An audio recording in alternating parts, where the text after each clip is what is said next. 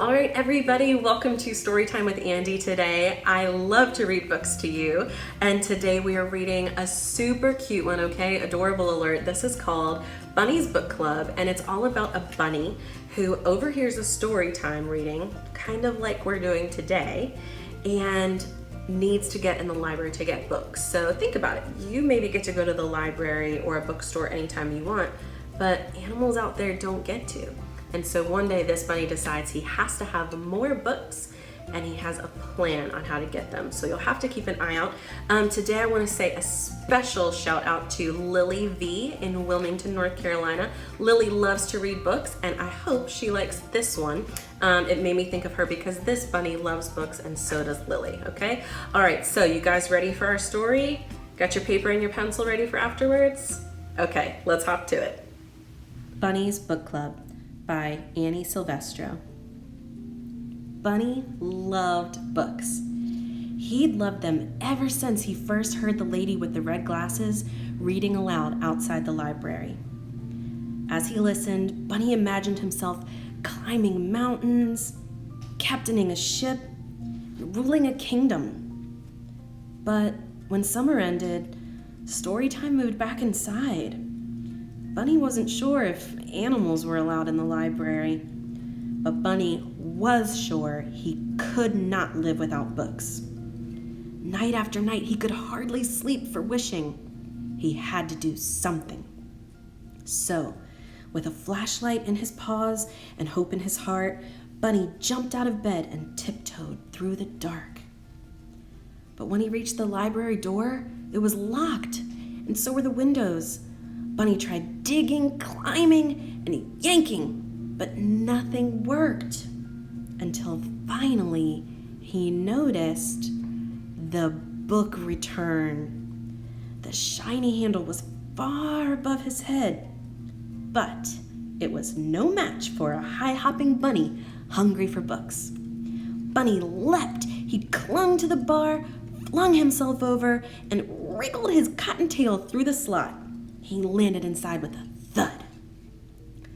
Bunny's eyes sparkled at the sight of the shelves bursting with books. It was better than a field full of fresh, crunchy carrots. Bunny didn't know where to start. He took a deep breath. It smelled as if he were wrapped inside the pages of his favorite book. He followed his nose to the adventure section, and there he found stories about swashbucklers, sharks, and superheroes, and Bunny greedily grabbed them all. His whiskers twitching with excitement, he slipped his treasures through the book slot one by one.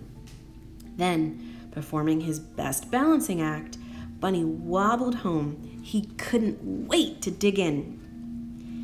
And so, Bunny returned to the library each night. He searched and sneaked, then scurried back to read.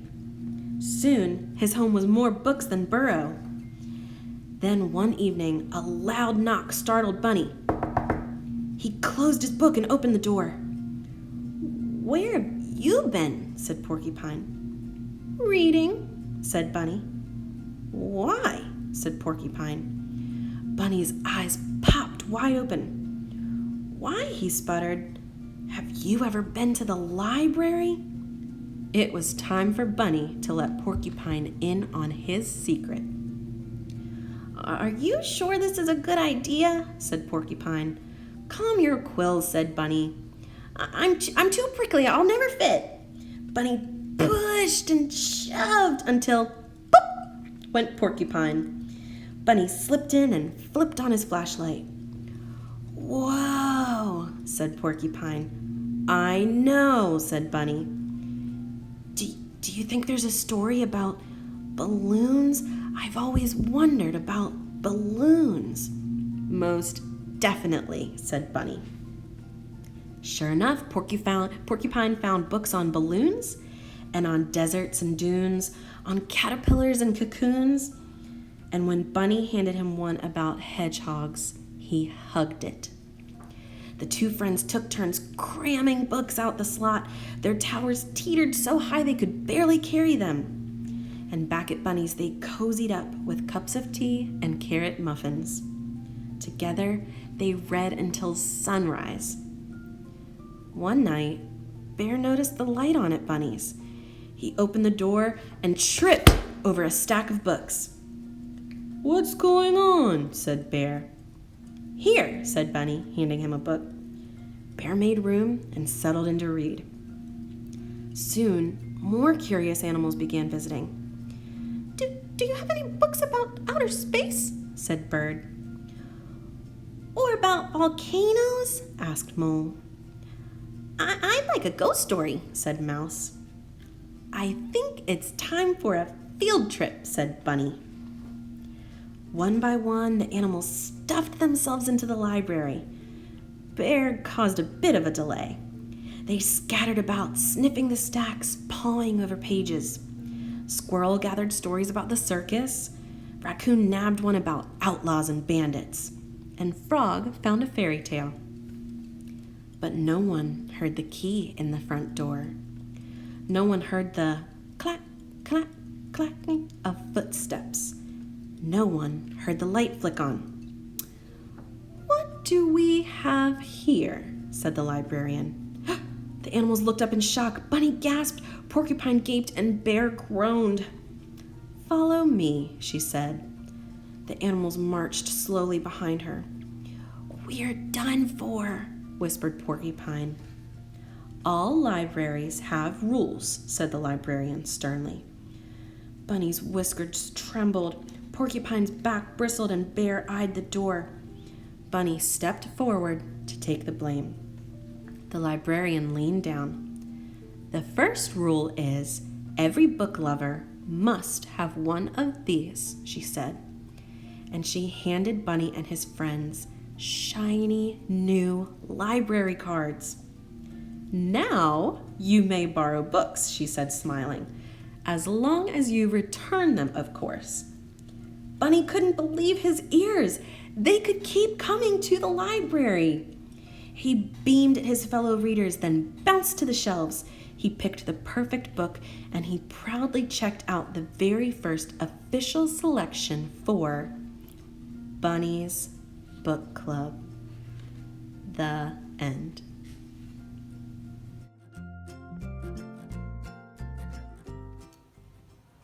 All right, it's drawing time. Today we are gonna draw this page from the book. It is our little bunny friend, and he's looking up at this book drop as he finally figures out how to break into the library. And I chose this picture because I like to see our bunny from behind so we can get that cute little fluffy white tail. He's got his cute little red flashlight. So we are gonna draw this today. I'll tell you a secret. You ready?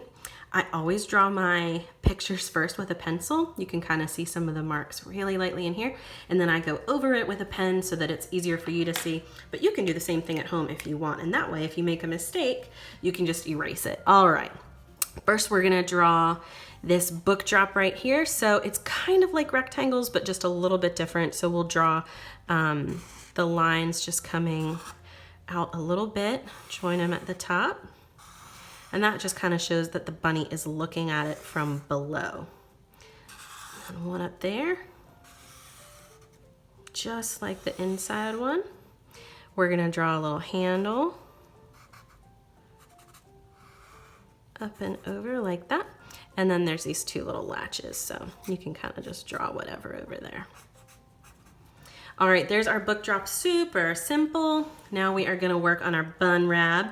So first I'm gonna draw the tail, and tails are easy. They're just kind of like little cloud shapes, you know? So pick a tail shape that you like and start there, okay?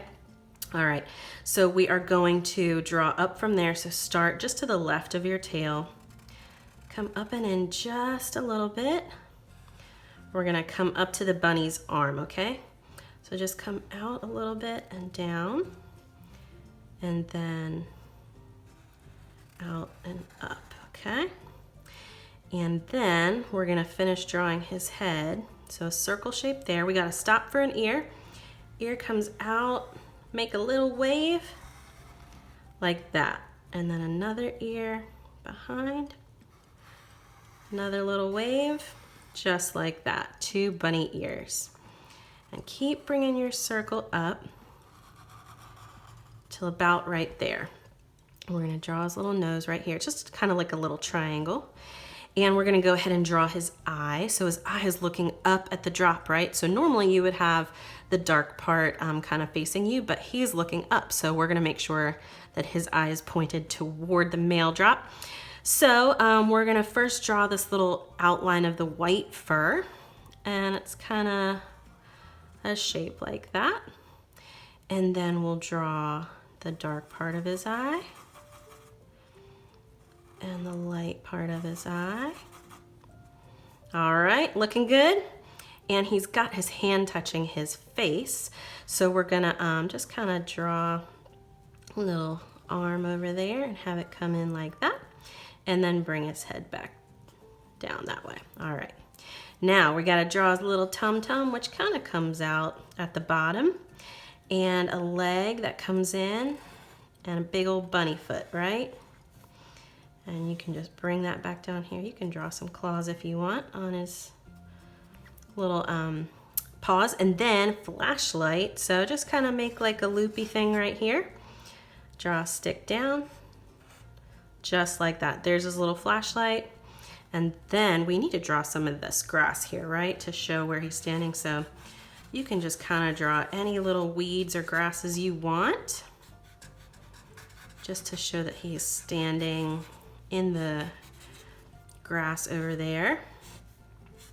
And there is our bun rab from Bunny's Book Club. All right, hope you enjoyed it. Oh, whoops, just kidding. I forgot, he's got a little tiny part of his tummy right here that's white. You can just draw that down like that. Boom, so much better, isn't it? All right, there we go. Oh my goodness, and I forgot the name of our book on our drawing, so I had to come back to do it, right? Remember, this was Bunny's Book Club. B-U-N-N-Y''S,